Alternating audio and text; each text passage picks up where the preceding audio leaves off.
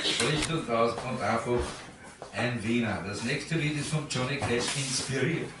Er hat nämlich im 89er Jahr, glaube ich, was bei der Peter Alexander Show Wienerisch gesungen. Ne?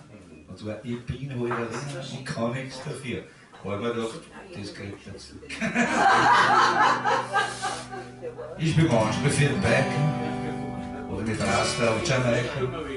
Singe Karaoke mit den Freunden. Ich hab nix gegen ein Banjo, mir gefällt mir Balalaika. Und manches Mal auch wieder Werner Tanz. Ich bin auch wieder Werner, ich kann nichts dafür. Ich brauch nur, um selig zu sein.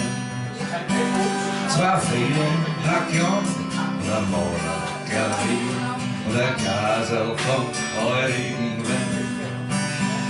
Da wär ich dir reich, ganz wohl und klatsch, für sowas da bin ich ein Krieg.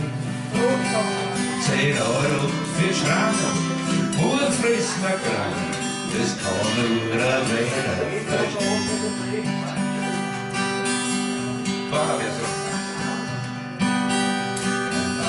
I'm from Nashville and I need the same things to feel fine as you do, my dear.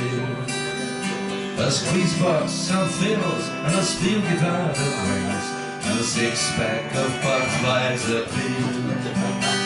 'Cause that makes me corny, maybe a little horny, and crazy and weak in the end. I spend all my money on music and you, honey, and I am sure that you will understand.